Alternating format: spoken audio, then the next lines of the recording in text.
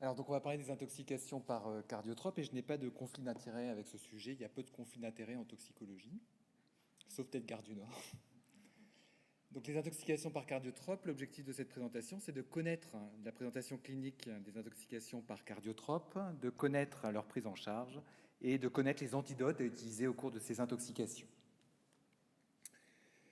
Alors quand on présente les intoxications par cardiotrope, et c'est ce que je vais faire aujourd'hui, on présente en fait les 4 principales classes d'antiarythmiques qui sont responsables d'intoxications sévères, mais vous savez bien sûr qu'il peut y avoir d'autres médicaments qui donnent des atteintes cardiaques, notamment lésionnelles par exemple, comme la colchicine. Pour les antiarythmiques de classe 1, donc c'est des médicaments qui sont moins donnés aujourd'hui en pratique clinique. Leur mécanisme, c'est de bloquer les canaux sodiques et de donner un effet stabilisant de membrane. Comment ça marche? Vous savez qu'habituellement, on a une entrée de sodium dans le tissu myocardique qui entraîne une dépolarisation, l'entrée de calcium et puis une contraction. Lorsque vous avez un effet stabilisant de membrane, vous avez tout simplement un blocage de ces canaux sodiques, donc le sodium va moins bien rentrer, la dépolarisation va être ralentie, mais également le couplage et l'entrée de calcium, ce qui fait qu'il y a également une atteinte inotrope négative. Cliniquement, qu'est-ce que ça donne? Tout ce qu'on connaît, c'est surtout l'élargissement des QRS, qui est un des premiers symptômes, mais qui est souvent associé à une hypotension, avec un risque de troubles ventriculaires, et puis qui peut donner, dans le meilleur des cas, un choc. Mais ce choc n'est pas forcément lié aux troubles du rythme. Il est également lié à l'effet inotrope négatif, comme je vous l'ai cité, et également à l'effet vasoplégique de l'effet stabilisant de membrane, avec un risque de décès, soit par trouble du rythme et arrêt cardiaque, soit par choc réfractaire. Il faut également retenir quelque chose qui n'est peut-être pas très bien connu, c'est que l'effet stabilisant de membrane ne touche pas que le tissu myocardique, il touche également le cerveau et peut donner des convulsions, et le poumon en donnant des ARDS. Je vais bien détailler pour cet antiarythmique les 2 premières phases de la prise en charge. Ensuite, je ne détaillerai pas pour les autres cardiotropes. Mais tout d'abord, le traitement, et c'est toujours pareil dans les intoxications, finalement, c'est un traitement symptomatique. Dans le cas des cardiotropes, il faut bien monitorer les patients avec ce que vous avez, à l'échographie ou avec une méthode non invasive.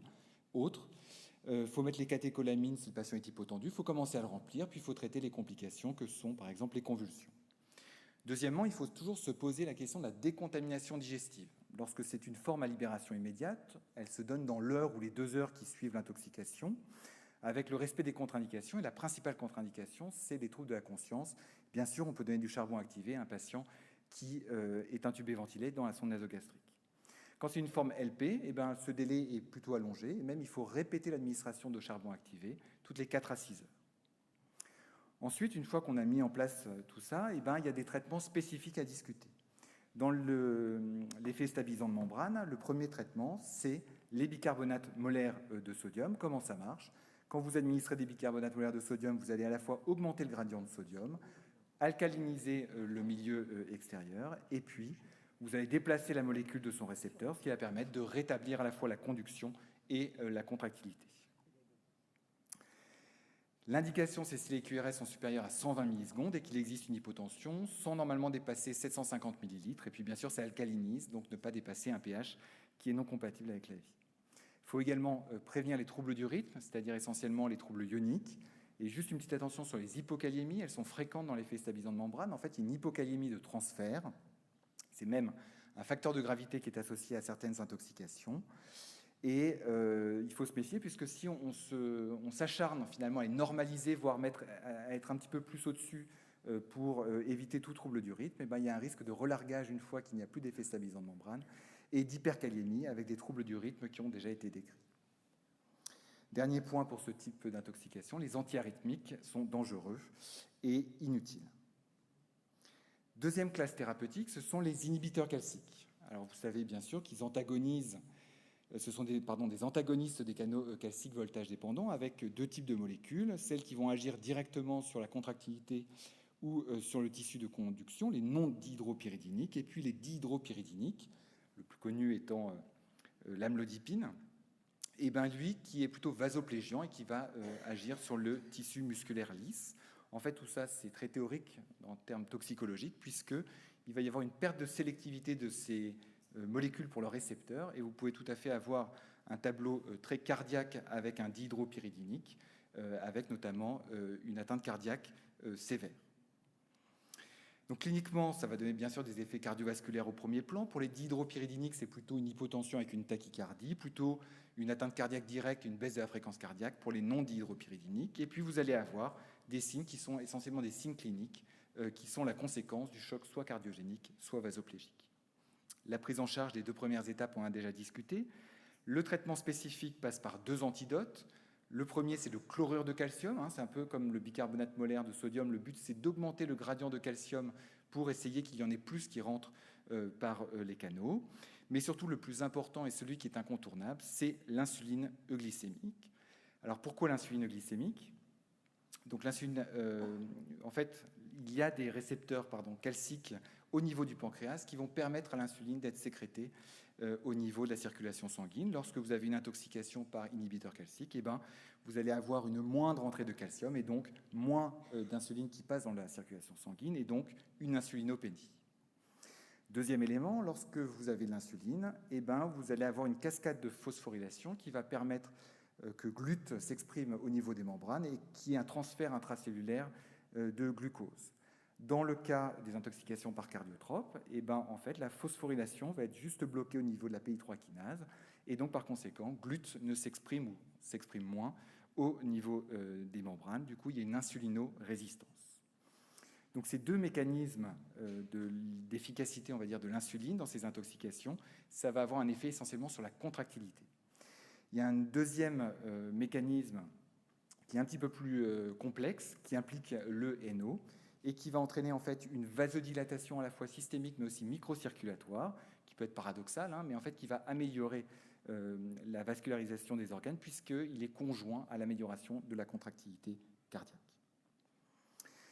En pratique, c'est un bolus qu'on donne ensuite, il faut maintenir la dose en IVSE avec un monitorage de la glycémie. Alors, n'ayez pas peur des hypoglycémies dans ce type d'intoxication, puisqu'un intoxiqué sévère, il est forcément hyperglycémique, et c'est d'ailleurs un critère de gravité. Et si on monitore très bien la glycémie, il n'y a pas de souci particulier.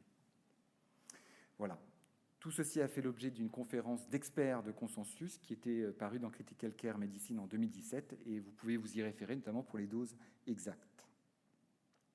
Troisième classe thérapeutique, ce sont les bêta-bloquants. Donc les bêta-bloquants, eux, ils antagonisent les effets des catécholamines au niveau des récepteurs bêta-adrénergiques et finalement, comme les inhibiteurs calciques, ils vont perdre leur sélectivité pour leurs récepteurs lorsqu'ils sont ingérés à forte dose. Il faut savoir que certains donnent un effet stabilisant de membrane et puis que d'autres inhibent les canaux potassiques également et peuvent donner des torsades de pointe. Cliniquement, c'est un tropisme essentiellement cardiovasculaire avec possibilité, comme je vous l'ai dit, d'effets stabilisants de membrane et puis des symptômes neurologiques ou respiratoires ou digestifs qui sont généralement la conséquence du choc cardiogénique. Le traitement ici spécifique va passer bien sûr par les bicarbonates molaires de sodium, on en a déjà parlé, s'il y a un effet stabilisant de membrane, mais c'est en première intention finalement la dobutamine qui est bêta-adrénergique, et puis en deuxième intention le glucagon. Alors comment ça marche le glucagon très brièvement ? Eh ben, les bêta-bloquants, eux, vont inhiber la déinylate cyclase au niveau du récepteur, et le glucagon, lui, va rétablir cette activité et permettre ainsi d'assurer une bonne contractilité. L'isoprénaline, bien sûr, peut être utilisée s'il y a un bloc auriculo-ventriculaire. Et puis, l'insuline glycémique, comme dans les inhibiteurs calciques, en fait, prend de plus en plus d'intérêt, mais avec des modalités d'administration et une physiopathologie qui est beaucoup moins élucidée que pour les inhibiteurs calciques. Dernière classe enfin, c'est la digoxine. C'est presque la plus simple, premièrement parce qu'il n'y en a quasiment plus. C'est des bloqueurs de la NAK-ATPase et aujourd'hui, c'est essentiellement des surdosages chez le sujet âgé versus des intoxications aiguës. Cliniquement, vous savez que ça donne des signes ophtalmologiques avec une dyschromatopsie vert jaune, des signes neurologiques et des signes digestifs. Au niveau cardiovasculaire, ça va donner des anomalies ECG, ça peut donner soit plutôt des bradycardies, soit des troubles du rythme ventriculaire. Ce que je voulais simplement souligner, et vous le savez bien sûr, c'est que la cupule digitalique n'est pas un signe d'intoxication, mais d'imprégnation.